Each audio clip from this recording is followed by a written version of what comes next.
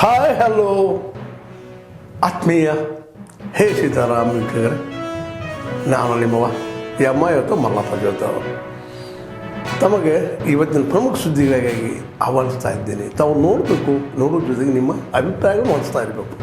ಈ ಪ್ರಮುಖ ಸುದ್ದಿಗಳು ನೋಡ್ತಾ ಹೋಗಿ, ಜೊತೆಗೆ ನಿಮ್ಮ ಅಭಿಪ್ರಾಯ ತಿಳಿಸ್ತಾ ಹೋಗ್ರಿ ಅಂತ ನೋಡಿ. ಈ ಸುದ್ದಿಗಳೆಲ್ಲ ಬರ್ತಾ ಇದ್ದಾವೆ. ಡಿಸೆಂಬರ್ 16ನೇ ತಾರೀಕು ಸೋಮವಾರ ದಿನ ಇವತ್ತು ಲಕ್ಷಾಂತರ ಜನ ಸೇರಿ ರೈತರ ಹಲವಾರು ಜ್ವಲಂತ ಸಮಸ್ಯೆಗಳ ಬಗ್ಗೆ ಇವತ್ತು ಪ್ರತಿಭಟನೆ ಇದೆ. ಆ ಪ್ರತಿಭಟನೆಯಲ್ಲಿ ಕರ್ನಾಟಕ ರಾಜ್ಯ ರೈತ ಸಂಘ ಏಕೀಕರಣ ಅನ್ನುವಂಥ ಸುಮಾರು ಬಚ್ಚೇಂದ್ರ ಸ್ವಾಮಿ ಅವರು ಇರ್ಬೋದು, ದರ್ಶನ್ ಪುಟ್ಟಣ್ಣಯ್ಯ ಅವರು ಇರ್ಬೋದು, ಇವರೆಲ್ಲರ ನೇತೃತ್ವದಲ್ಲಿ ಸುಮಾರು 10-15 ಸಂಘಟನೆಗಳು ಅಧ್ಯಕ್ಷಗಳು ಕೂಡ ಇದಕ್ಕೆ ಭಾಗವಹಿಸತ್ತರು. ಇಡೀ ನಮ್ಮ ಬೆಳಗಾವಿ, ಬಾಗಲಕೋಟೆ, ಬಿಜಾಪುರ ಸುಮಾರು 30 ಜಿಲ್ಲೆಯಿಂದಲೂ ಕೂಡ ಇದಕ್ಕೆ ರೈತರು ಭಾಗವಹಿಸತ್ತರು. ಈಗ ಈ ಚಳಿಗಾಲ ಅಧಿವೇಶನ ಏನಾಗತ್ತಪ್ಪ ಅಂತಂದ್ರೆ, ಒಂದು ವಾರ ಆಯ್ತು ಈಗ ಚಳಿಗಾಲ ಅಧಿವೇಶನ ಪ್ರಾರಂಭ ಆಗಿ. ಇದು ಕಾಲಹರಟೆ ಅಧಿವೇಶನ ಆಗ್ತಾ ಇದೆ. ಈ ಉತ್ತರ ಕರ್ನಾಟಕ ಇರಲಿ, ದಕ್ಷಿಣ ಕರ್ನಾಟಕದ ಯಾವುದೂ ಕೂಡ ಗಂಭೀರವಾಗಿ ಇರ್ತಕ್ಕಂಥ 220 ಮಂದಿ ಶಾಸಕರು ಏನೂ ಕೂಡ ಗಂಭೀರವಾಗಿ ಚರ್ಚೆ ಮಾಡ್ತಾ ಇಲ್ಲ. ಒಂದು ಕೂಡ ಈ ರೈತರ ಕಲ್ಯಾಣ, ಈ ಜನರ ಕಲ್ಯಾಣಕ್ಕಾಗಿ ಚಿಂತನೆ ಆಗ್ತಾ ಇಲ್ಲ. ಯಾಕಪ್ಪ ಅಂತಂದ್ರೆ, ನಾವು ಇವತ್ತು ಜನರ ಕಷ್ಟಪಟ್ಟ ಇವತ್ತು ಭೂಮಿ ಒಳಗೆ ಬೆವರು ಸುರಿಸಿ ಮತ್ತು ಇವತ್ತು ದನಗೊಳಕಾದ, ಇವತ್ತು ಇಡೀ ಜಗತ್ತಿಗೆ ಹಾಲ ಅನ್ನ ಎಲ್ಲ ಏನೇನು ಕೊಟ್ಟದು ಈ ರಾಜ್ಯದಾಗ ರೈತರ ಆತ್ಮಹತ್ಯೆ ಆಗತ್ತರು ಸಾಲಕ್ಕಾಗಿ ಮತ್ತು ಬೆಲೆ ನಿಗದಿ ಇಲ್ಲದಕ್ಕಾಗಿ.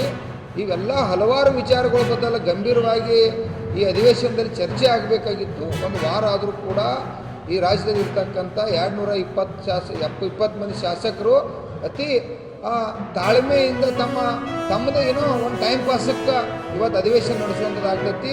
ಇದು ಆಗಬಾರ್ದು. ನಾಳೆ ಖಡಕ್ಕಾಗಿ ಹೇಳ್ತಾ ಇದ್ವಿ. 1 ಲಕ್ಷ ರೈತರಿಂದ ಬೆಳಗಾವಿ ಚಲೋ ನಾವು ಅಂದ್ಕೊಂಡಿದ್ದೇವೆ. ರಾಜ್ಯಾದ್ಯಂತ 1 ಲಕ್ಷ ರೈತರನ್ನು ನಾವು ಎಕ್ಸ್ಪೆಕ್ಟ್ ಮಾಡ್ತಾ ಇದ್ದೀವಿ. ಬಹುಮುಖ್ಯವಾಗಿ ಬೆಳಗಾಂ, ಆಮೇಲೆ ಹೈದರಾಬಾದ್, ಕರ್ನಾಟಕದ ನಾಯಕರುಗಳು ಇದ್ದಾರೆ. ಚುನಪ್ಪ ಪೂಜಾರಿ ಅವರು, ಶರಣಪ್ಪ ದೊಡ್ಡಮನಿಯವರು, ಅವರ ಪಾತ್ರ ಇಲ್ಲಿ ಹೆಚ್ಚಿದೆ. ಕಬ್ಬಿಗೆ ಗುಜರಾತ್ನಲ್ಲಿ 6,000 ರೂಪಾಯಿ ಟನ್ನಿಗೆ ಸಿಗ್ತಾ ಇದೆ. ಮಹಾರಾಷ್ಟ್ರದಲ್ಲಿ 5,500, 5,000 ಇಲ್ಲಿ ಸಿಗ್ತಾ ಇದೆ. ಟನ್ ಕಬ್ಬಿಗೆ 5,000 ರೂಪಾಯಿ ಏನು ಟ್ಯಾಕ್ಸ್ ಹೋಗುತ್ತೆ, ಅದರಲ್ಲಿ 2,000 ರೂಪಾಯಿ ರೈತರಿಗೆ ಕೊಡಬೇಕು ಅನ್ನೋದು ಬೆಳಗಾಂ ಭಾಗದ, ಬಾಗಲಕೋಟೆ ಭಾಗದ ರೈತರ ಪ್ರಮುಖ ಒತ್ತಾಯ ಆಗಿದೆ. ಜೊತೆಗೆ ಸಂಪೂರ್ಣ ಸಾಲ ಮನ್ನಾ ಮತ್ತು ಸಾಲ ವಸೂಲಾತಿ ನಿಯಂತ್ರಿಸುವುದು, ಸಂಪೂರ್ಣ ನಿಷೇಧ ಮಾಡುವಂಥದ್ದು ನಮ್ಮ ಒತ್ತಾಯ ಆಗಿದೆ. ಆಮೇಲೆ 2.5 ಲಕ್ಷ ರೂಪಾಯಿ ಕೊಡಬೇಕಾಗಿದೆ ಒಂದೆಲ್ಲ ಎಲೆಕ್ಟ್ರಿಸಿಟಿ ಕನೆಕ್ಷನ್ ತಗೋಬೇಕು ಅಂದರೆ ಕೃಷಿ ಜಮೀನುಗಳಿಗೆ. ಇದು ಹೊಸ ನೀತಿ. ಇವರು ಸರ್ಕಾರಗಳು ಏನು ರಾಜ್ಯ ಸರ್ಕಾರ ಆದೇಶ ಹೊರಡಿಸಿರೋದು. ಮುಂಚೆ 17,500 ಕೊಟ್ಟರೆ ಕಂಬ, ಟ್ರಾನ್ಸ್ಫಾರ್ಮರು, ಕನೆಕ್ಷನ್ನು, ವಯರು ಎಲ್ಲವೂ ಬಂದುಬಿಡ್ತಿತ್ತು. 2.5 ಲಕ್ಷ ಈಗಲೂ ಕೂಡ ರೈತ ಸಮುದಾಯಕ್ಕೆ ಒಂದು ದೊಡ್ಡ ಚಾಲೆಂಜಿಂಗ್ ದುಡ್ಡೇ ಕೂಡ ಚಾಲೆಂಜಿಂಗ್. ವಿಜೇಂದ್ರನ ಮೇಲೆ 150 ಕೋಟಿ ರೂಪಾಯಿದ್ದು ಆರೋಪದ ಬಗ್ಗೆ ನೀವು ಪ್ರಶ್ನೆ ಕೇಳಿದ್ರೆ, ಆ್ಯಕ್ಚುಲಿ ಅದು ಉತ್ತರ ಕೊಡ್ಲಿಕ್ಕೆ ವರ್ತಾ ಇಲ್ಲ. ಅದು ನನ್ನ ಪ್ರಕಾರ ಬಾಯಿ ಬಂದಂಗೆ ಮಾತಾಡೋದು ಅಂತ ಇದ್ರ ಅರ್ಥ. 150,500 ಕೋಟಿ ಅಂತ ಹೇಳ್ಬೇಕಾಗಿತ್ತು. ಬೈ ಮಿಸ್ಟೇಕ್ ಅವ್ರು 150 ಕೋಟಿ ಅಂತ ಇರ್ಬೇಕು. ಸಿದ್ದರಾಮಯ್ಯನವರು 1,500 ಕೋಟಿ ಇರ್ಬೋದು ಅಂತ ಹೇಳ್ಬೇಕಾಗಿತ್ತು. ಅವರು ಅಟ್ಟರ್ ನಾನ್ಸೆನ್ಸು. ಆ ಪತ್ರ ಇಲ್ಲ, ಅನ್ವರ್ ಮನಪಾಡಿ ಅವ್ರ ಹೇಳಿಕೆ ಇಲ್ಲ, ಏನು ಬೇಕಾದ ಮಾತಾಡೋದು. ಸರಿ, ಎಷ್ಟು ಬೇಜವಾಬ್ದಾರಿ ಇದ್ದಾರಂತ ಇದರಿಂದ ಅರ್ಥ ಆಗ್ತದೆ. ಮತ್ತು ಮಾತಾಡಿದರೆ ನಿಮ್ಮ ಕಾಲದಾಗ, ನಮ್ಮ ಕಾಲದಾಗ ಅದಲ್ಲ. ನಾನು ಹಿಂದೂ ಹೇಳಿದ್ದೇನೆ, ಅದಕ್ಕೆ ಸಿದ್ದರಾಮಯ್ಯ ತನಗೆ ಯಾವ್ದು ಬೇಕಾದಕ್ಕೆ ಅದು ಉತ್ತರನ ಕೊಡೋದಿಲ್ಲ ಅವರು. ನಾ ಕೇಳಿದೆ, ನಾವು ನಿಮ್ಮಂಗೆ ಅದಾಲತ್ ಮಾಡಿ ನಿಮ್ಗೆ ಕೂಡ ವಕ್ಫ್ ಟ್ರಾನ್ಸ್ಫರ್ ಮಾಡಿ ಅಂತ ಹೇಳಿದ್ವಿ. ಪೊಲಿಟಿಕಲ್ ಲೀಡರ್ಶಿಪ್ಗೆ, ಸರ್ಕಾರದಲ್ಲಿದ್ದಂಥ ಪೊಲಿಟಿಕಲ್ ಲೀಡರ್ಶಿಪ್ ಗಮನಕ್ಕೆ ಬರಲಾರ್ದೆ ಕೆಲವು ನೋಟಿಸ್ಗಳದು ಅವಾಗೂ ಹೋಗಿರ್ಬೋದು. ನಾವೇನು ಅದನ್ನೂ ಸಹಿತ ಎಲ್ಲ ತೆಗೀರಿ ಅಂತ ಹೇಳ್ತಾ ಇದ್ದೀವಿ ನಾವೀಗ.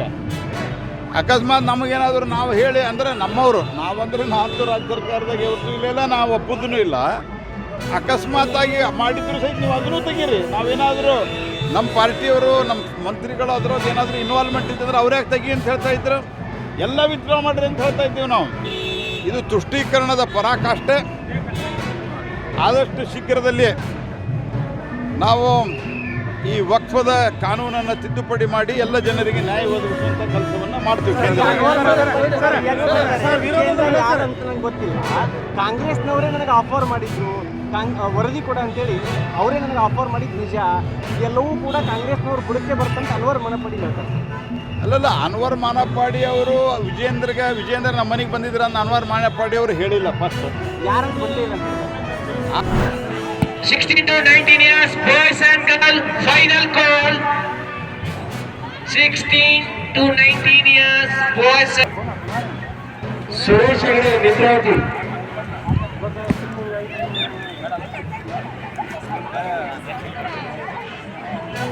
ನಾವು ಬಿಡ್ತಾ ಇದೀವಿ.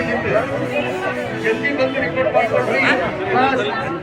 16 to 19 years boys and girls. ಕೇವಲ 4 ಮಂದಿ ಹುಡುಗಿಯರಿದ್ದಾರೆ. 16 to 19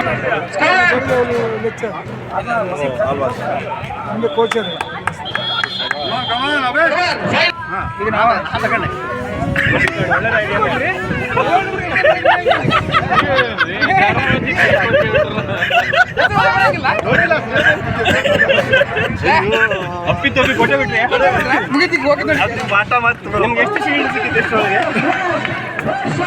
ಒಳಗೆ ನಮ್ದೇ ಓಲ್ಡ್ ಬಿಳಿದೆ. ಯಾರು ಓಡ್ತಾ ಇದ್ರು? ಇಲ್ಲಿವರೆಗೆ ತಾವೆಲ್ಲ ಸುದ್ದಿಗಳು ನೋಡ್ತಾ ಬಂದ್ರಿ, ನೋಡಿದಿರಿ. ನಿಮ್ಮ ಖುಷಿನೂ ಆಗಿರ್ಬೋದು, ಅಥವಾ ಒಂದು ಸಂತೋಷ ಆಗಿರ್ಬೋದು, ಅದು ದುಃಖನೂ ಅನಿಸ್ಬೋದು. ಯಾಕೆ ಸುದ್ದಿ ಹಾಕಿದಾರಪ್ಪ ಅಂತ ಅನಿಸ್ಬೋದು. ಏನು ಅನಿಸಲ್ಲ ನಿಮಗೆ, ನಿಮ್ಮ ಅನಿಸಿಕೆಗಳು ನಮ್ಗೆ ಭಾಳ ಪ್ರಮುಖ. ಈ ಸುದ್ದಿಗಳು ನಿಮ್ಗೆ ಏನು ಅನಿಸಿದ್ರು ನೀವು ಕಾಮೆಂಟ್ ಬಾಕ್ಸಲ್ಲೇ ಹೇಳ್ತಾ ಇರ್ರಿ. ಜೊತೆಗೆ ಎಲ್ಲಕ್ಕಿಂತ ಹೆಚ್ಚಿಗೆ ಇದನ್ನು ಶೇರ್ ಮಾಡ್ತಾ ಇರ್ರಿ ಈ ನ್ಯೂಸ್ಗಳನ್ನು. ಜೊತೆಗೆ ಏನಪ್ಪ ಅಂದ್ರೆ ಹೇ ಸೀತಾರಾಮ್ ನಿರಂತರ ನೋಡ್ತಾ ಇರ್ರಿ. ಹೇ ಸೀತಾರಾಮ್ ಸತ್ಯದ ಕೈಗಳೇ ವಂದನೆಗಳು.